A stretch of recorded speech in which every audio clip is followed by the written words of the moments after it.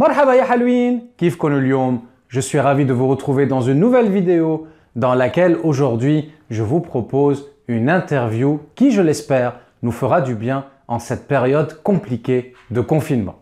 Allez les amis, on y va!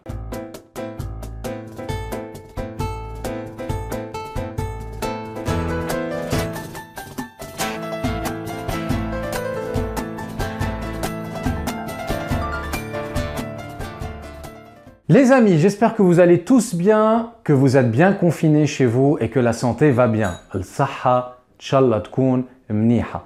Comme vous le savez, à deux pas du Liban, aime donner la parole à des Libanaises ou des Libanais qui, de par leur parcours, leur talent, leur influence, peuvent nous inspirer. Pour aujourd'hui, je donne la parole à Lamia Charlebois qui vit à Montréal et je ne l'ai pas choisi par hasard. Au-delà de son parcours que vous allez peut-être découvrir, je pense que son message ou sa vision du monde pourrait nous être utile en cette période un peu compliquée. Avant toute chose, si vous n'avez jamais entendu parler de Lamia Charlebois, écoutez, mettez en pause cette vidéo et allez voir l'une de ses conférences que j'ai beaucoup appréciée qui s'appelle Bitter or Better. Alors je vous écris, ça apparaît à côté de moi, le titre et je vous mets également le lien direct vers la vidéo directement dans la description de celle-ci. Quand vous avez visionné les 10 minutes de cette conférence, revenez, je vous attends tranquillement. J'ai demandé à Lamia de se prêter au jeu de l'interview d'à deux pas du Liban en se livrant un peu à nous en toute simplicité. Lamia, toi aussi tu es confinée à Montréal.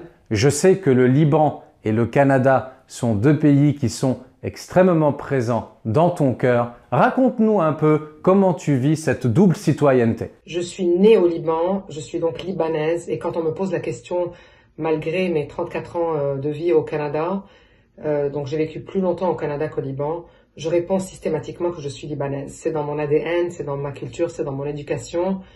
Je pense que l'enfance marque plus que la deuxième partie. J'ai été marquée pas mal la deuxième partie. De mon côté libanais, j'ai une très grande fierté. Je pense que le Liban m'a donné la force, la résilience, le courage, l'humour, la chaleur humaine, l'empathie, la folie et une grande capacité d'aimer. Je généralise, on s'entend, mais ça c'est ma version des faits. Le Canada m'a donné l'ordre, la discipline, le côté rationnel, le côté stratégique, le côté calme, la vision d'avenir, parce que nous, on est dans le Inch'Allah au Liban. Un énorme respect pour les autres, peu importe leurs différences. Comme je dis, j'ai beaucoup de chance d'être bicitoyenne. Et ça vient avec une lourde responsabilité d'aimer les deux, de respecter les deux, de donner aux deux. C'est compliqué. C'est comme avoir deux amants. Et ça vient avec un tiraillement, oui, mais ça vient avec beaucoup de bonheur aussi. Et la finesse de tout ça, c'est de pouvoir transmettre à nos enfants le meilleur des deux et espérer qu'ils ne seront pas perdus eux non plus entre deux cultures, parce que ça aussi, c'est un risque. Lamia, tu es consultante en relations publiques. Peux-tu nous expliquer en quoi consiste ta mission et comment est-ce qu'on peut faire appel à tes services? Je me fais poser beaucoup la question. On dirait que c'est pas très clair pour beaucoup de monde. C'est un métier qui était très naturel pour moi. D'abord, la moitié de mon enfance à l'école, j'étais accusée de bavardage permanent. C'est un métier où il faut aimer communiquer. Clairement, c'est de la communication. Donc, pour une grande bavarde, c'était génial. En plus, j'étais nulle en maths, donc on oublie tout ce qui était business et finance. Il n'y avait pas d'espoir de ce côté-là. 95% des problèmes sont basés sur la communication. Il faut bien les gérer, il faut bien communiquer en entreprise. Quand on lance un produit ou un service, qu'on veut se faire connaître, il y a plusieurs façons. Il y a la publicité, c'est sûr, mais les relations publiques, c'est complètement autre chose. On cherche un petit peu le third party endorsement, qu'un journaliste valide la nouvelle et qu'il la diffuse auprès des publics qu'on vise. Avec le Covid-19, mon métier est très en demande parce que c'est de la gestion de crise. Et en crise, la communication est encore plus importante. Il faut bien faire passer les messages auprès d'abord ses employés, ensuite ses fournisseurs, sa clientèle, ce qu'on appelle les stakeholders, et avec les journalistes. Donc, je suis assez active avec la Covid-19. Malheureusement, j'aurais aimé ne pas l'être. C'est un métier que je recommande fortement à toute personne qui a envie de penser d'une façon stratégique et conseiller ses clients sur la communication. internes et externes. C'est dur pour moi de parler de ce métier sans donner des exemples, mais je ne peux pas pour des raisons de confidentialité. Donc à tous ceux qui m'écoutent, qui ont 16, 17, 18 ans, si vous êtes nul en maths, c'est génial. Allez en communication et en relations publiques, vous allez être très heureux. On peut travailler dans des grosses entreprises, dans le département des communications, des affaires publiques. On peut travailler dans des agences de relations publiques et on peut être à son compte, comme c'est mon cas. J'ai ma propre agence depuis 16 ans, ce qui m'a donné la liberté d'être père et mère en même temps, parce que des journées de 16 heures en entreprise, ça veut dire qu'on abandonne l'enfant. Mais si on a un bureau à domicile, comme j'ai la chance d'avoir, turquoise d'ailleurs, comme un fond de piscine, on peut être plus proche de son enfant et mieux gérer un peu la double vie. Il faut aimer écrire, évidemment dans les deux langues, français, anglais si possible. Malheureusement, j'aurais aimé être bonne en arabe. Je m'excuse, mon cher père. Je suis amenée à accompagner des PDG d'entreprises, des gestionnaires, des entrepreneurs, à les accompagner dans leur parcours de gestionnaire. Tout le monde appelle ça du coaching. Je déteste parce que le mot a été complètement utilisé n'importe comment. C'est du coaching un peu en communication. Donc, de leur donner des conseils stratégiques sur comment gérer leur équipe, comment gérer la communication, comment diffuser leur message à des publics très précis, qu'on appelle des target audience. Je donne aussi des ateliers en public speaking, prise de parole en public, comment le elevator pitch, comment se vendre en 30 secondes. Ce sont des ateliers que je donne au Canada et au Liban. Ça m'a permis d'aller plus souvent au Liban en fait, ce qui est génial. Dans mes ateliers, j'ai toujours entre 20 et 60 personnes de tous les âges, de tous les milieux. Et c'est fantastique parce qu'ils apprennent les uns des autres en fait.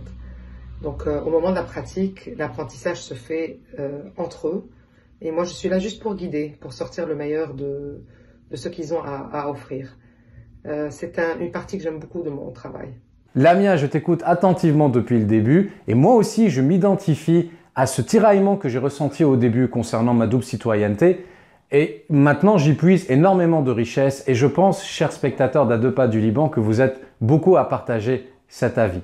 En tout cas, si pour une raison ou pour une autre dans votre parcours vous avez besoin des services de Lamia, sachez qu'elle a un site internet dont le nom s'affiche juste à côté de moi, lamiacharlebois.com, et comme toujours, je vous mets le lien dans la description de cette vidéo. Lamia, peux-tu nous parler maintenant de tes projets, de tes rêves, de ton actualité? C'est triste à dire, mais je n'ai pas eu des rêves pendant longtemps. Tout simplement parce que j'ai eu une enfance pendant la guerre à Beyrouth comme beaucoup de monde. C'est là où j'ai appris en fait que des moments de bonheur, c'est vraiment des petites choses. C'est pas énorme et qu'on doit les prendre tous les jours. D'une façon ou d'une autre, il faut trouver un petit moment de bonheur pendant la journée. Alors j'ai grandi avec cette philosophie-là grâce à mes parents qui étaient extraordinaires. Et ensuite, bon, vient l'immigration, vient les études, vient le travail. À un moment donné, je faisais mon diplôme le soir, je travaillais le jour.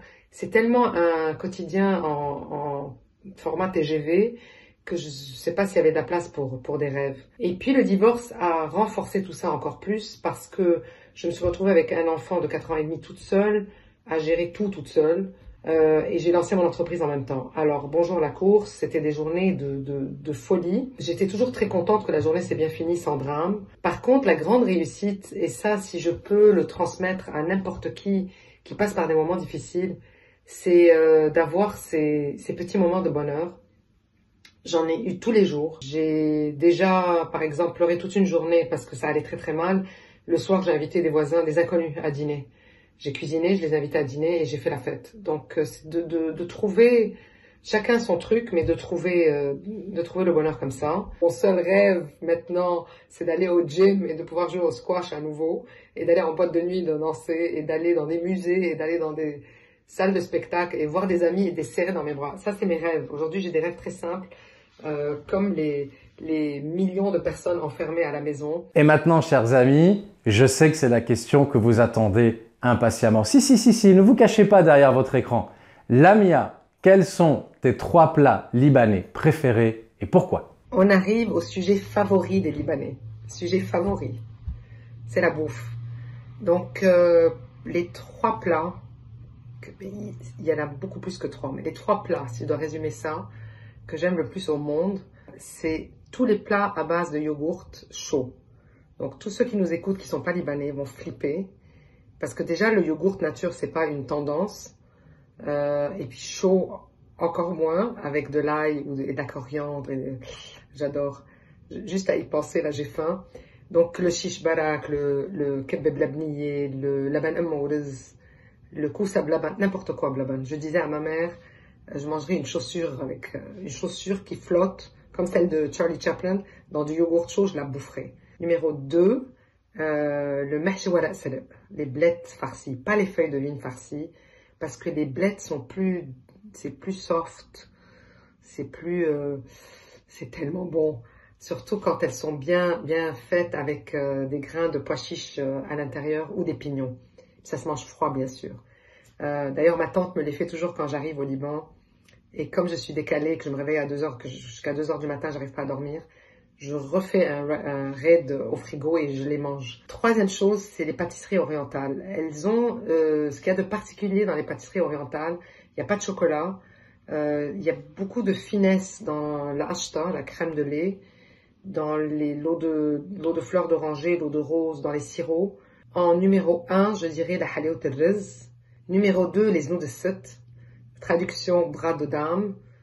Parce que c'est crispy dehors et c'est doux dedans. La knefe, la asmaliye, le merlet, toutes les pâtisseries orientales. C'est hyper sucré. C'est pas bon pour une hyperactive comme moi, mais c'est pas grave.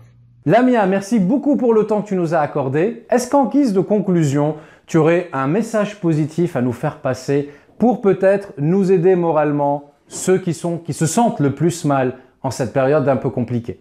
J'ai appris à tout faire dans l'amour. C'est la route la plus longue. J'ai toujours dit que les gentils et les honnêtes triment plus fort et prennent plus de temps pour arriver là où ils devraient arriver. Mais j'ai aucun regret là-dessus. Si j'attrape le Covid maintenant, j'aurais mené une vie passionnée, passionnante, aimante, correcte, blanche en termes d'honnêteté et d'intégrité. À chaque fois que j'ai été un peu perdue, ce qui m'a ramenée, c'est revenir à mes valeurs de base, celles que mon père et ma mère m'ont inculquées. Et voilà les amis, merci de nous avoir suivis. N'oubliez pas, si vous avez aimé cette vidéo, cliquez sur le pouce vers le haut, juste en bas, et abonnez-vous à la chaîne si ce n'a pas encore été fait. Chaque mois, je constate que vous êtes des centaines, des milliers à regarder régulièrement nos vidéos et vous n'êtes toujours pas abonnés. Alors allez-y, vous cliquez sur le bouton d'abonnement et n'oubliez pas d'activer la cloche si vous voulez. Comme ça, vous serez toujours au courant des vidéos qu'à 2 pas du Liban met en ligne. Et enfin, même si vous êtes complètement débutant, si vous avez pris de la distance avec vos racines, si vous avez envie de vous replonger dans le libanais, d'être capable de tenir des conversations, je peux vous aider. J'anime des cours, des conversations à distance via WhatsApp, via Skype, en tête-à-tête, vous et moi. Toutes les informations sur notre site à 2pasduliban.com. Je n'ai plus qu'à vous dire Tobo Ahal Connectir ou bye bye ya Halloween.